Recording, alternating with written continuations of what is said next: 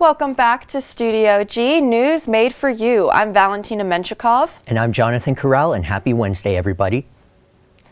Today, March 31st, is International Trans Day of Visibility. Each year, on the last day of March, we celebrate.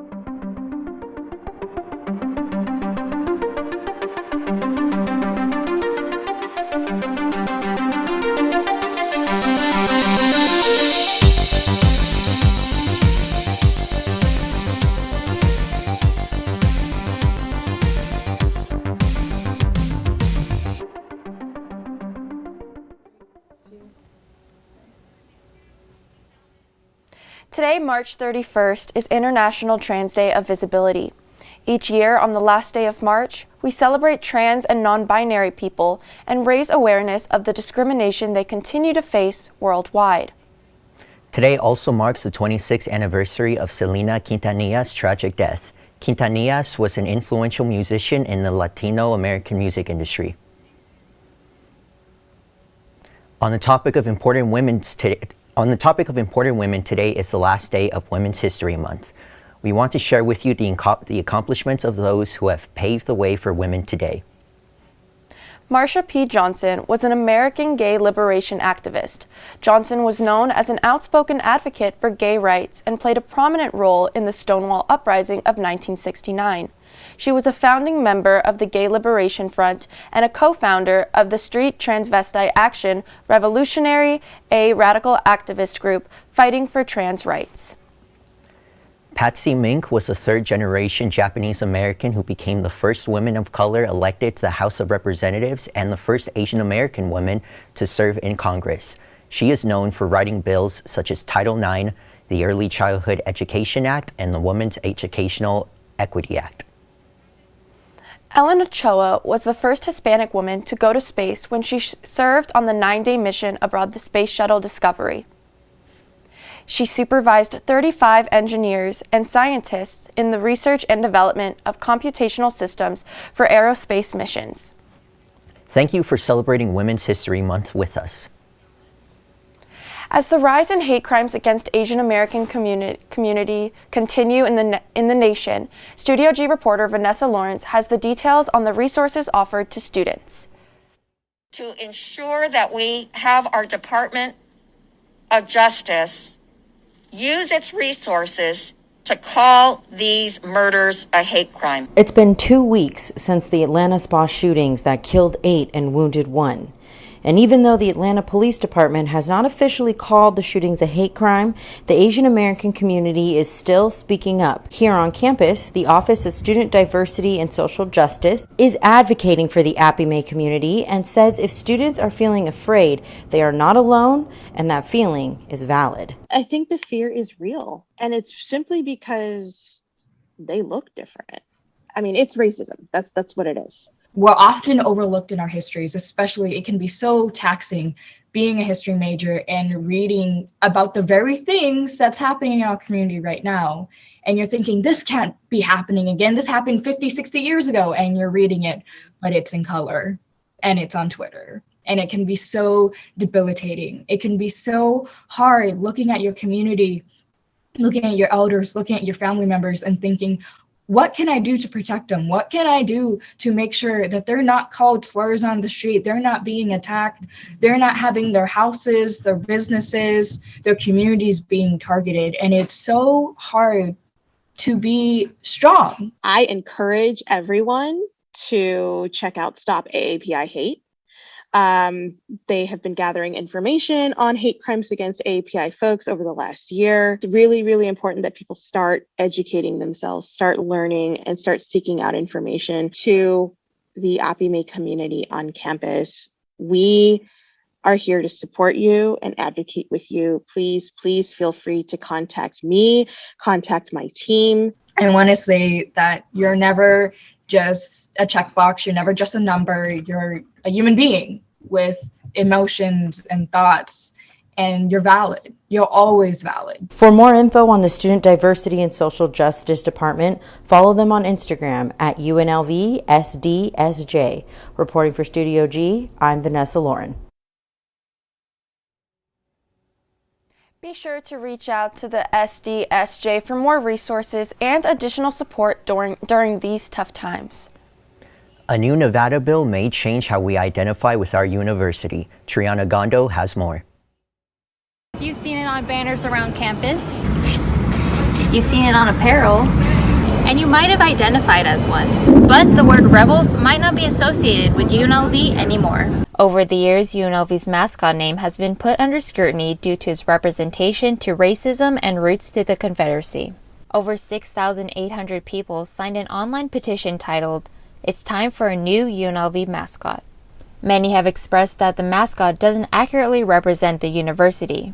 This led the vote to retire the Hayreb statue in front of the Richard Tam Alumni Center last spring. According to President Whitfield, there are no plans to bring it back. We also have no current plans to create a new mascot. Earlier this month, Nevada lawmakers considered a bill that would require schools to get rid of racially discriminatory logos and mascots with racially offensive names. Now that the mascot is gone, students wait on this pending decision to remove the namesake Rebels completely. I don't feel like it's a huge deal, but I do think that it's going to be difficult to navigate the emails, the Rebel Mail, and all the clubs that use that word in them already. I'm not sure how that's going to work, so I don't think it's a huge deal, but it's going to be an interesting transition because we've always used that word. UNLV is doing a great job of removing that statement and really encourage the education in the movement of, not being a rebel, but being an advocate for change and doing good, not for bad. UNLV alumni and Professor Dave Norris considers the long legacy that would now be put to a halt. As much as I understand the history and the connotations, I feel like there's a part of that history which is being sacrificed in the progression of moving forward. So what I would love to see is UNLV be able to really hang on to that part of history, the rebels that makes UNLV different, daring, and diverse, but at the same time acknowledging all the things that we should be conscious of in the day and age we live in. As things are still up in the air on which groups could exactly use it like sports, there hasn't been an actual vote against the school board and lawmakers. Reporting for Studio G, I'm Triana Gondo. This is a developing story and we will have more updates in the future. So, Valentina, what are your thoughts on the whole Rebel name change? Well, I'm pretty sad about it just because UNLV was my first choice of school and I really enjoyed, having to call myself a rebel, and I just feel like I have one more year left, and the fact that we as a studio and other activities on campus won't be able to say that, it's a shame. At the same time, I think it's a good thing for a lot of people to see that the school is trying to make an effort to move forward in a more positive way.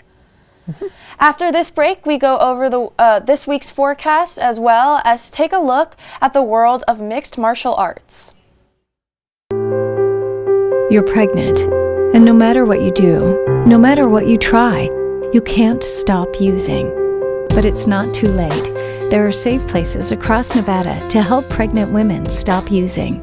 No matter how lost you are, how far along you are, there's always hope.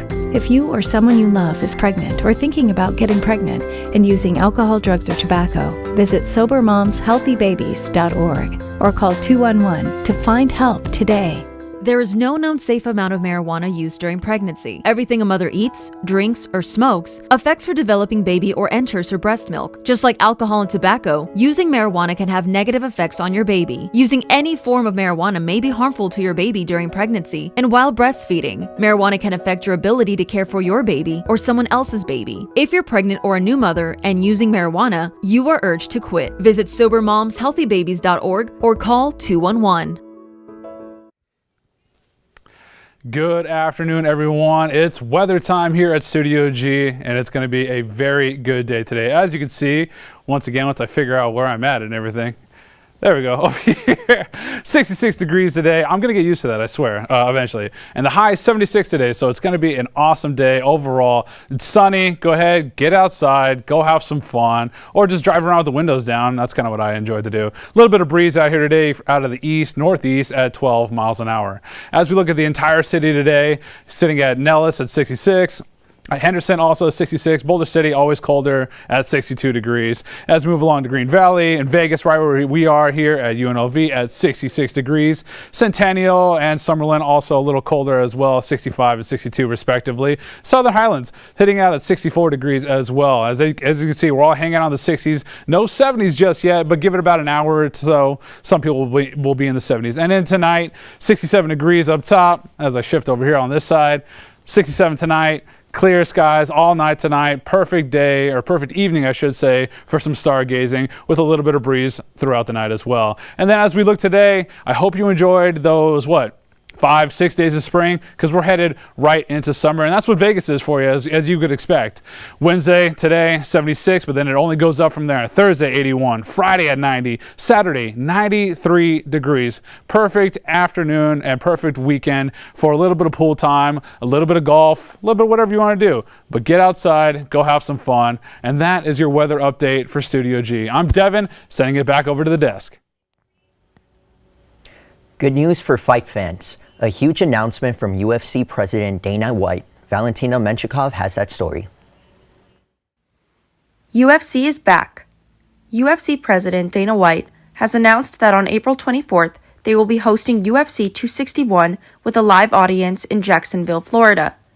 15,000 tickets were sold out within minutes of going live. The UFC is the first sport to host a sold-out in-person event since the pandemic started. This first live audience fight is set to hold 3 championship fights. Dana White thinks within months, the UFC can even host a live audience at the T-Mobile Arena in Las Vegas. Until then, fight fans are ready to reignite the fire that the Octagon needs. Reporting for Studio G, I'm Valentina Menchikov. The leap to host an in-person event could be the first stepping stone for sports to return back to normal and for fans to finally experience what they've been missing so much. Following UFC 261, UFC 262 is set to host the first 5-round co-main event that isn't a title fight with Leon Edwards and Nate Diaz. The fight will take place at the Toyota Center in Houston, Texas. Tickets go on sale this Friday. Esports, a trendy name for professional video game competitions, has become a worldwide phenomenon, capturing the attention of millions. But video games are not the only electronic sport that is growing in today's world. Studio G reporter Jerron Turner has the story. Game 1 of 6 officially underway and on your screen. Electronic, or esports, has grown dramatically since the turn of the century, covering worldwide tournaments with big-name sponsors. But video games aren't the only form of electronic gaming that's growing in popularity. Okay. Hi, my name is Jim Hadley. I am a robotics teacher here at Word of Life Christian Academy, and I really enjoy building robots and helping students become world changers for the Lord. Teacher Jim Hadley and his partner Franco Erasmus have been working together for the last 5 years leading the robotics program at a local high school. The robotics program under these two men have been to numerous championships and statewide or nationwide competitions. We're part of an organization called FIRST, which is an organization that inspires young students to become leaders in STEM fields. It's a worldwide organization, and there are 4 different levels in which kids can be involved in, so all the way from kindergarten all the way up into high school. So we have 3 different programs here. We have junior FLL, which is 1st grade through 3rd grade.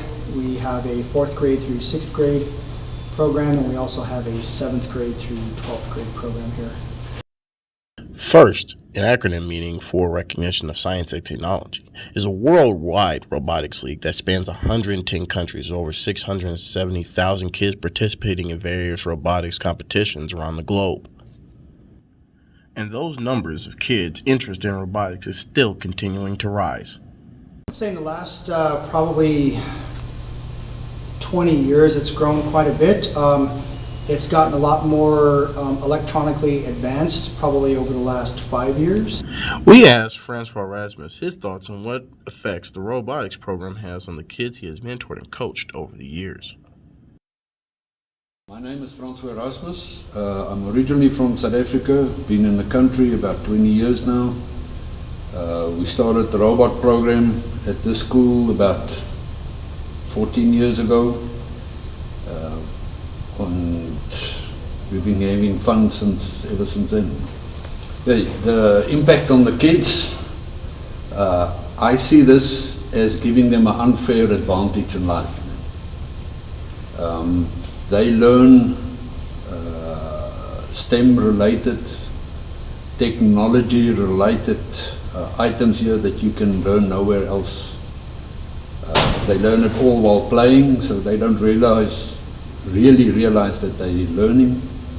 But by the time they walk out of here, they know a lot more than most students their age or their.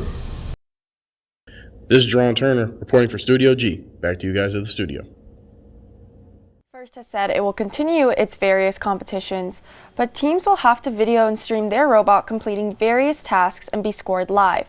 The next major competition is set to begin mid-April. After the break, we will have a sit-down discussing the dating scene in COVID times.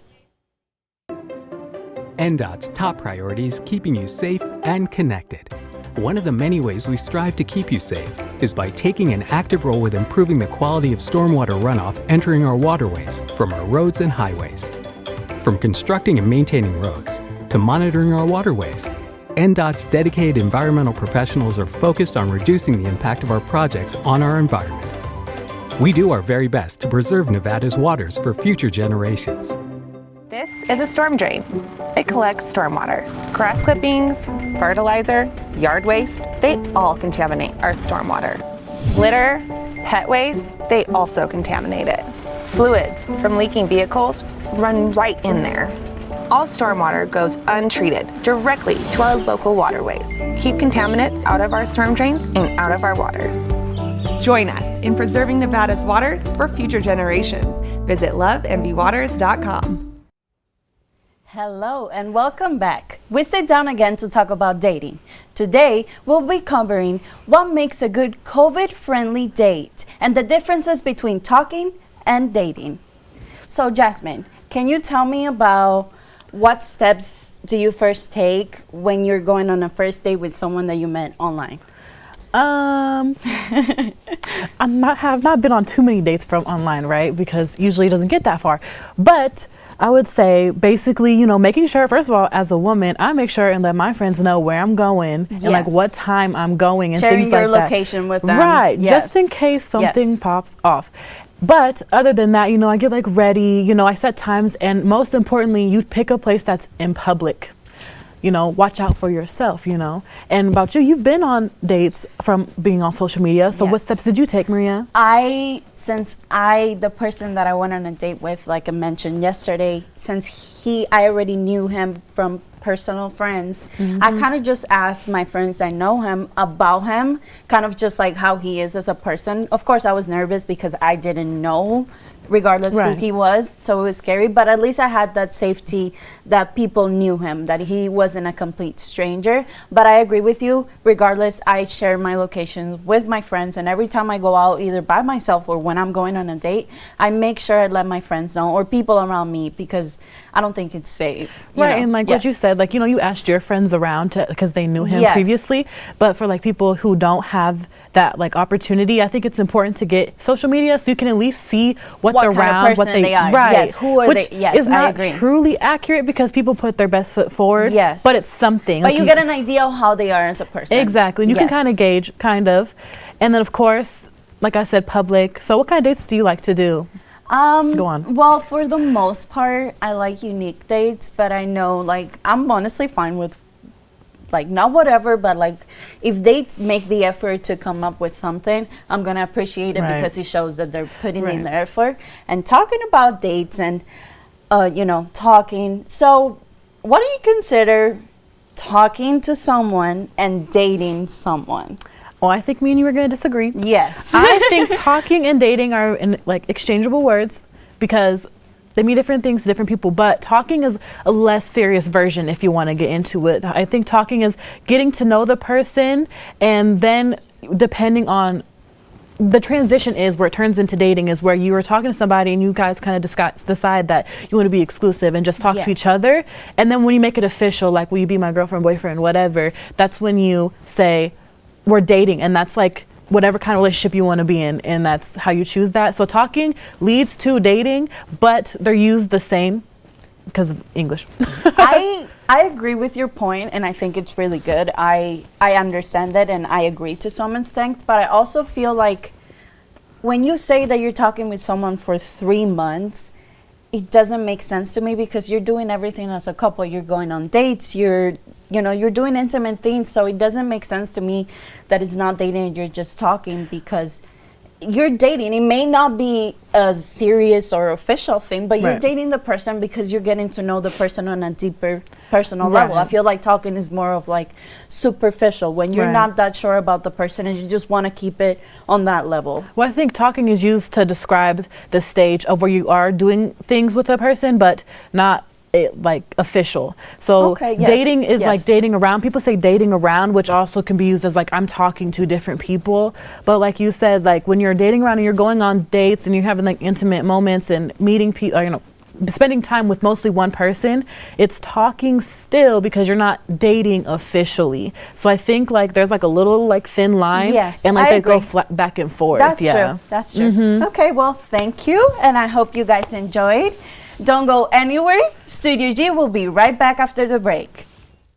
It's okay to wonder about safety. I'm here to tell you, and we're all here to tell you, that it is safe. We will not be taking it if we did not think it was safe. We would not be advocating for our own family members to get a vaccine if we didn't think it was safe. These vaccines have demonstrated that they can prevent severe illness and death, which means we finally have a chance of beating this thing and getting back to the life that we knew pre-pandemic. I think the vaccine's important. I absolutely am going to take advantage of it. It's an opportunity we have to try and prevent the spread and contain this. Look, we know the devastation that Nevada's economy has seen from the COVID-related illnesses and the shutdowns at businesses across the board, from gaming all the way down to small business. And we need to make sure that we do everything we can to protect our loved ones, to protect our neighbors and friends. Anything we can do to get back to work is extremely important. It's time to take a look at what's trending today, Tuesday, March 31st. Trending today is Godzilla vs. Kong. The movie became available today in theaters and streaming on HBO Max. The movie will be available on HBO Max for 31 days, so be sure to enjoy it while it lasts. For tickets, visit GodzillaVsKong.com. Also trending today is Bonnaroo. The music festival is set to return September 2nd through the 5th in Tennessee, and tickets are on sale now, and that's what's trending. With things opening back up around the valley, there's an influx of new attractions and art exhibits to check out. Studio G reporter Katora Thomas takes us with her to Omega Mart. Santa Fe-based Meow Wolf opened its second installation, Omega Mart, on February 18, 2021 in Las Vegas's Area 15. The installation is a culmination of more than 325 creatives to make America's most ambitious grocery store, or what I like to think of it as, Trader Joe's on steroids. It features hundreds of custom items that cause you to look twice, because maybe that's alien milk, and maybe it's not. But wait. While on your excursion down the aisles, you might have a rogue employee beckon you to walk through a freezer or up a flight of stairs into a series of rooms, caves, and what looks to be an extensive catalog and record of alien activity from a missing scientist. With enough entertainment for the entire families, items you can't buy, slides to slide down, and rooms meant to explore, it's not hard to see why everyone is trying to get their hands on these tickets. Prices start at $35 for Nevada residents with a valid ID, and you can book a date to visit on tickets.meowwolf.com. I'm Katora Thomas with Studio G. Every part of the store has so much detail, and I would absolutely believe that this was all an alien front. Starting yesterday, Clark County began to reinstall basketball rims at around 100 outdoor courts around the Las Vegas Valley. This comes as a result of full and close contact sports being permitted once again in the state of Nevada. So Jonathan, what do you think about them reinstalling all these basketball rims at these courts? I mean, I think it's really fun. You know, hopefully people will get out there and start playing outside again. What about you? You know what I'm most excited for? All you see in the news right now are kids going through depression because they're at home quarantined, not being able to go to school, not being able to play on playgrounds. I am so excited to start seeing children in parks again. I know when I was in high school, we would ride our bikes, go to the basketball courts, we would throw, we would play basketball, and I'm just so excited for that part of life to start getting back to normal. And hopefully kids will start getting their mental health back as well. Yeah, that does sound great. And that's all we have for today. I'm Valentina Menshikov. And I'm Jonathan Corral, and thank you for watching, and be sure to tune in tomorrow at noon.